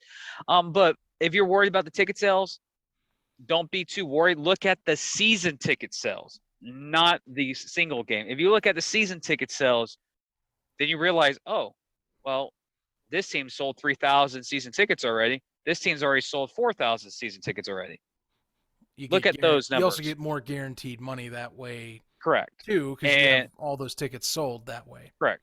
And when you look at that, that's where you can see the viability and the stability of the league. And so far from the people we've talked to, it seems like that is the common agreement between all 6 teams is that season ticket sales are doing well league-wide. Single game is those fans that you get from the street that just go there for one game to have fun. People who get season tickets are the people who care about the league. They know the league. They love the game. The arena and the single game ticket fans are like, oh, I'm just here because it's military appreciation night and I might have a chance to win a jersey. That type. Those are the type of fans that you want to bring in the stadium and sell them so they can next season buy season tickets for that team. There you go. Got the process down. That's the mentality of a minor league ticket sales operations. If you're the Jacksonville Jaguars or the New England Patriots or the Texas Rangers, you're a major league program or you're an NFL, you don't have to sell the product. You just go, we're the NFL, we're the MLB, and people will come. Absolutely. I think that's about covered. I don't really have much more add on there because I've also, you and I have heard the same deal where it's like my understanding is that season tickets and that alike are definitely up from last year, which that's good. I mean, that's what you want to hear. So I care about the health of the league. So like if I hear that, I'm like, that's a step in the right direction to where we can then talk about like other things, which I can't say this about the last question. A lot of fans look at the NAL and the other leagues and look at the stadiums because honestly, you look at the other league, besides I think Monday night's games in the league, there's some very attendance. Like you look at like are they having issues? Then you go look at the Strike Force. The place was packed. And I tell people, you just put 4,000 fans in a building that holds 8, that's half the building. That's a good crowd for an indoor game. Just the mentality needs to go like, okay, fans, not every team in the National Arena League, IFL or CIF, is going to be Arizona. Sure. It's going to be Jacksonville. Those 2 fan bases, no matter what happens, they're going to put 8,000 in because they have history within that city. Don't expect Billions to put 8K in their building on the first night. I don't even think their building holds 8K, but still, the mindset. If you can get to 50% capacity, sure, it's a hell of an outing. And if you're winning, you're gonna make it to 70% as the season progresses. Gotta get a base somewhere. But I understand a lot of fans are like that. But for David, great supporter show. He's interacted with us. I want to say thank you, sir. If we do T-shirts, you're definitely getting a T-shirt right off the bat. Oh yeah. But yeah, as of right now, if Jim, the diehard Jim, everyone knows I'm a Sharks fan. If I'm panicking about ticket sales, the league is in worse condition than it is. I am not. When people say, "Oh, ticket sales are bad," no. What? We're good. Yeah, I'm not worried about it. We're good. We're good. I'm good. You're good. Seems like we're good. if I'm Will Ferrell, Lantropics, that movie, when it's semi-pro team. Semi-pro. Yeah, Yes. semi-pro. Like, if I'm running around the bear cage, it's time to panic. That's when you go, it looks like I got to go follow another league. Oh, hello. And just like exit screen left. But geez. yeah, I'm not like that yet. But we do have another question. We have last question, and this one kind of is more of a recent observation across the other community groups, and it's based on West Virginia. And look, we understand it's not happening this year. It might not be happening at all from the looks of it. If you didn't know, and really you wouldn't know, the American Indoor Football Alliance has a team called the Mississippi Raiders, and they played their first game this past weekend. A little birdie dropped some photos, and sure enough, West Virginia has sold its field, and that was confirmed to be sold, not just rented. It was sold to the Mississippi Raiders. So, give a shout out. That was Justin who gave us that information. Yes, it was, and he definitely deserves that shout out. Along with, as you may have seen, Greg Fernario in West Virginia selling off footballs, equipment. Yep. So the question that our buddy John Wilker has, another fan of the show, is what's going on in West Virginia? Where does the NAL expand in terms of next season? And so, first off, West Virginia, and I'm just going to say this for both of us, I can't confirm if that's going to keep happening or not. It looks like it doesn't, and I still got to talk to people to ask about that again. I just haven't gotten around to it.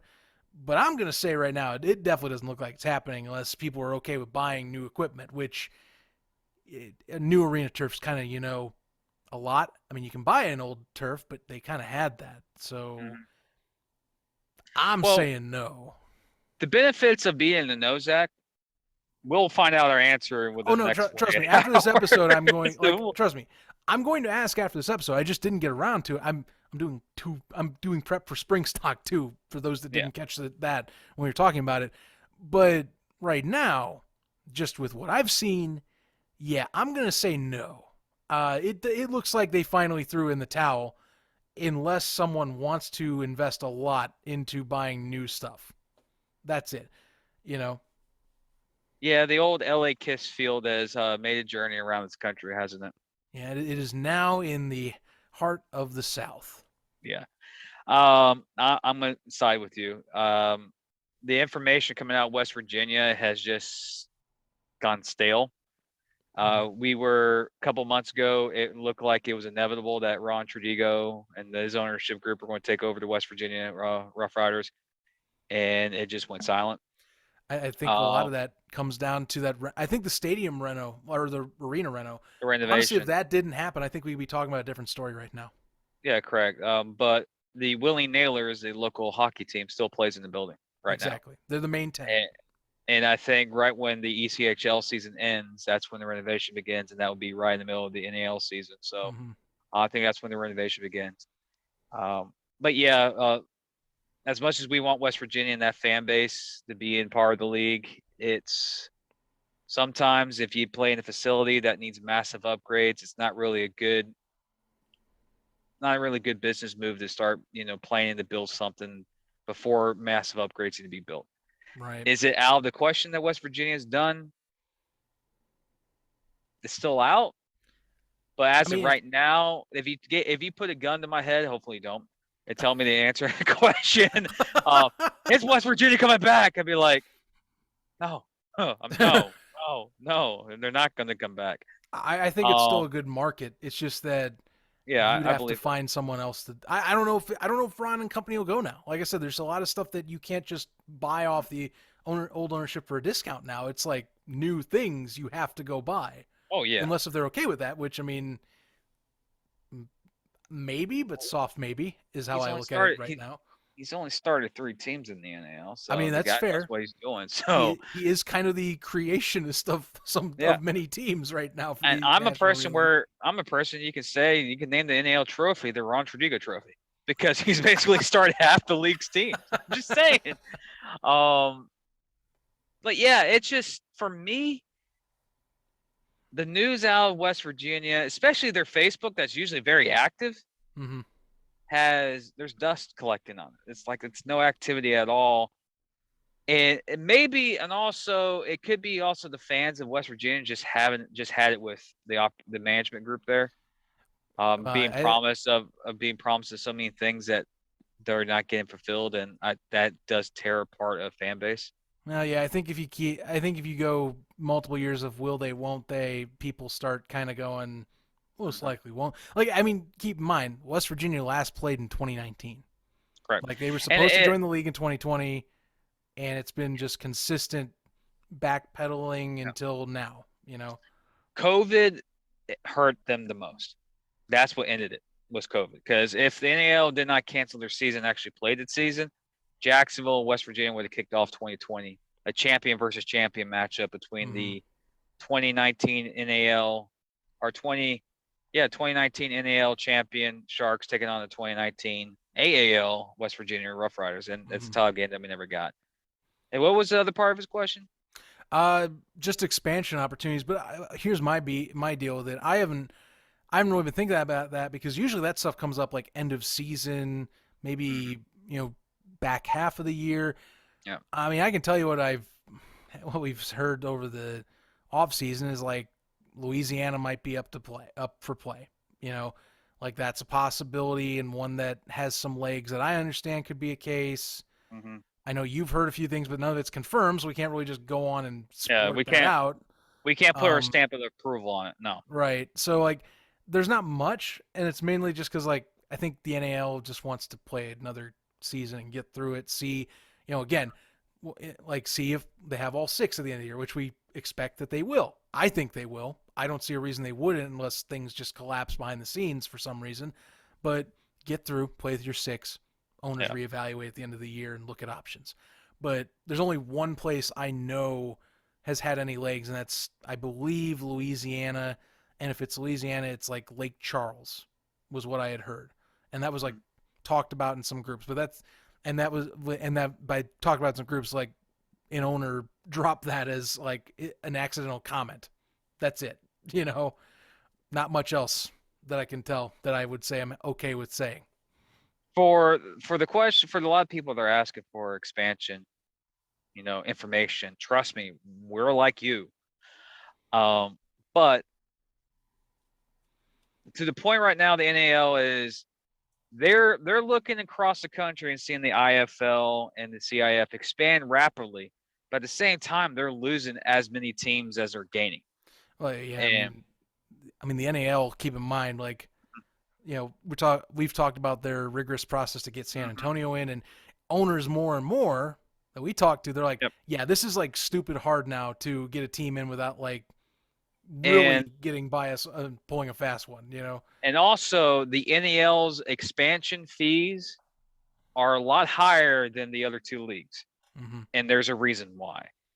The NAL owners they're tired. They want a team that comes in that can is financially sound and is not using a team like a scam to get players like, oh, I have all this history.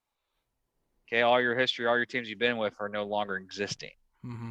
But the question is, if looking for leagues expansion, for me, like you said, you had the talks from the New Orleans area, Louisiana area.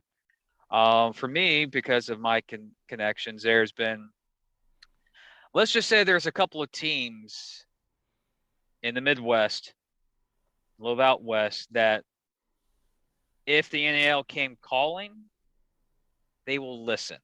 Not saying they'll join, they will listen to it. Right. Am I going to give you the names of these teams? No, because I don't want you to go, oh, Jim from Inside the Wall said the Saskatchewan Rough Riders are coming in. No. Saskatchewan Rough Riders. We're gonna go after a CFL team. No, but the Toronto Phantoms have returned. Oh, wait a minute. I still want that to happen though. But no, I would like that if it was possible. Yeah. But Oh, are you gonna go throwback? Give me the Buffalo Destroyers back. Hey, there we go. But there are some teams out there that will listen to the NAL. But you got to remember, the teams that are associated with other leagues are under contracts with those leagues. For them to just bump ship and go to the other league, they have to burn bridges in their own. And not everyone's Massachusetts. That is like, oh, we'll just do illegal operations of our team during a COVID lockdown year without your authority. Okay, goodbye. What do they do? Mhm. They hop ship to the NFL. That's the only way you can get out of your contract. But no, it's not mass, ladies and gentlemen. They're doing well in the IFL. They're defending champions. Why?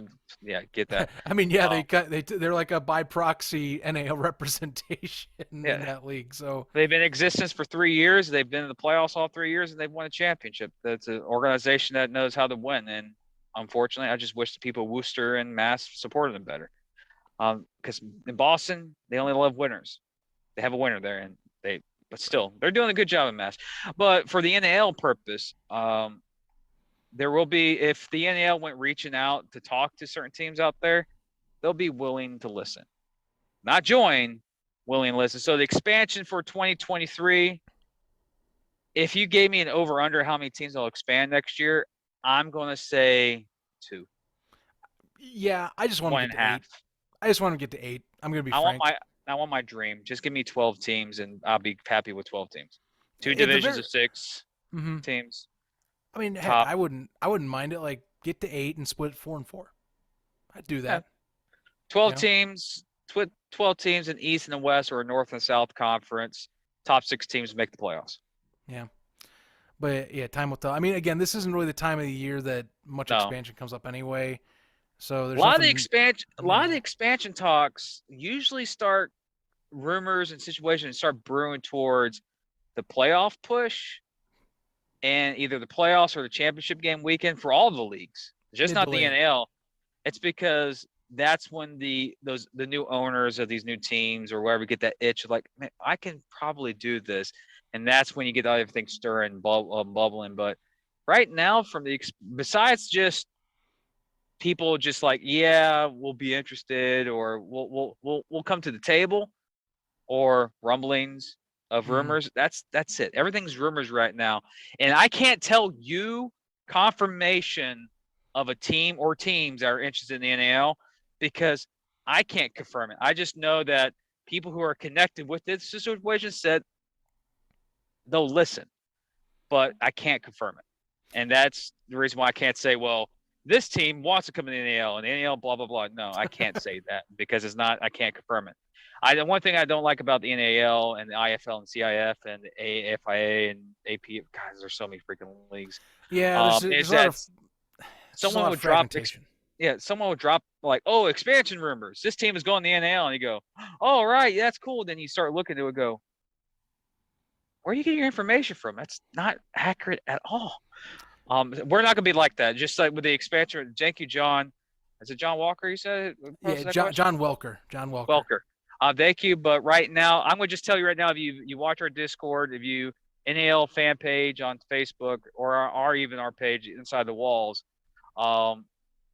if any type of expansion rumor you hear, send us a message, post it in our stuff. Either me and Zach will either confirm or deny it or elaborate on the situation. But as of right now, besides just rumblings and rumors, that's where it's at right now. Because expansion talk usually doesn't happen until end of the year towards playoff time and championship weekend.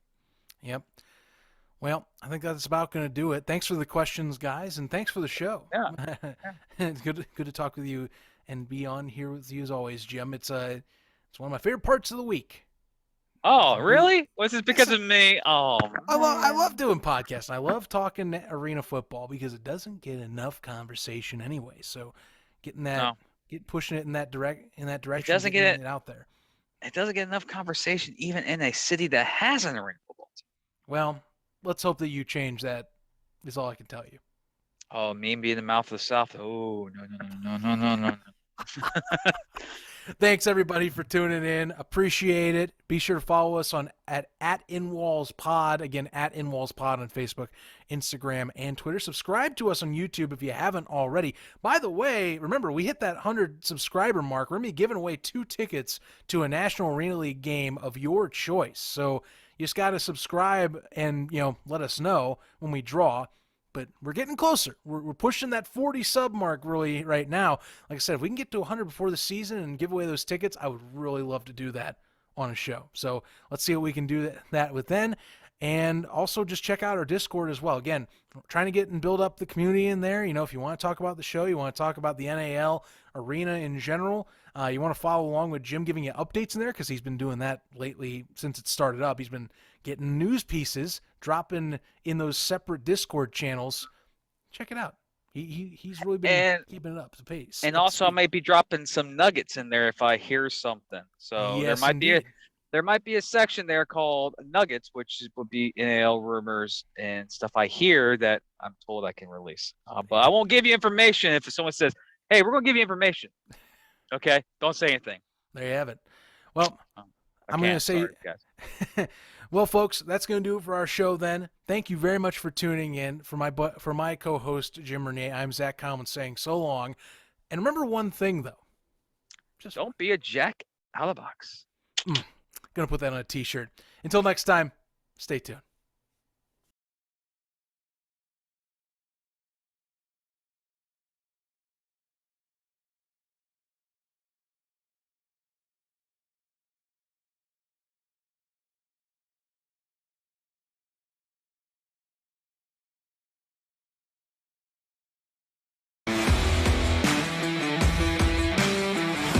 Covering all your favorite parts of the 50-yard fight. This is the Inside the Walls podcast with Zach Kyleman and Jim Bernier.